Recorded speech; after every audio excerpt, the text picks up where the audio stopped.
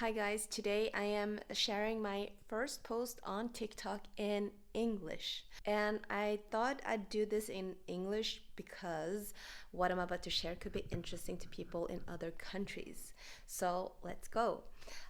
In Norway, we have something called a wealth tax. So we're literally taxed on our wealth. Now, what is wealth? It's the home that you live in.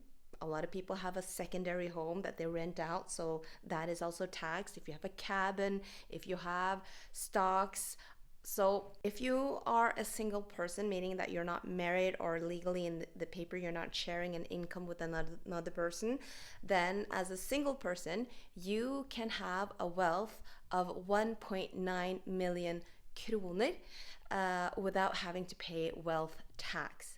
But any amount above that, and you have to pay 0.35% to the municipal that you live in, and I think it was 0.65% to the state, the government. However, the government actually gives us a discount, so not 100% of the value of your home is counted in as wealth or used as a basis of your wealth. So for instance, the home that you live in, you get 75% discount. So only 25% of the value of your home is used as a basis for wealth tax. So if you have a home worth 10 million, for instance, then only 2.5 million is used as a basis to estimate what you're going to pay in wealth tax. So your home, your second home, stocks, funds, whatever, add that all together and then incorporate the government discounts. And if you're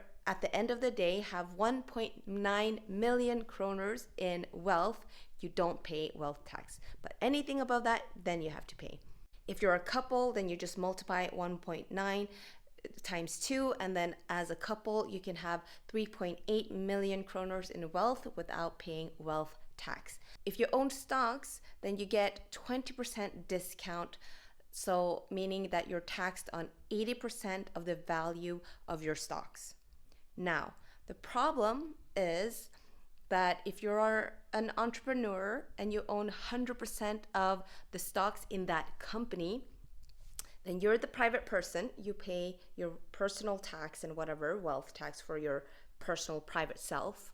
And then if you own stocks in a company, then you as a private person have to pay wealth tax on those stocks. So if your startup is for some amazing reason valued at 10 million US dollars, you have to pay wealth tax on that. And there are different ways to value a startup, but the point is that as an entrepreneur, you don't have that in cash. It's in the company. The company is valued at 10 million kroners. So to pay the wealth tax because you own 100%, for instance, or 80 or 50% of a very highly valued startup company, that's where the problem comes in, because then you have to find cash to pay the tax because your startup is worth a lot of money. And that is why a lot of Norwegian startup companies and entrepreneurs are heavily discussing this with politicians, or they simply move the company out of Norway. So I thought that was interesting, and I am a child of Vietnamese boat refugees. I really appreciate the welfare country that I live in. We get free health care, free dental care until you're 18, and maternity leave, paternity leave. There's just so many benefits that outweigh the negative of high tax. But the specific one, when it comes to wealth tax and startup, I think something should be done.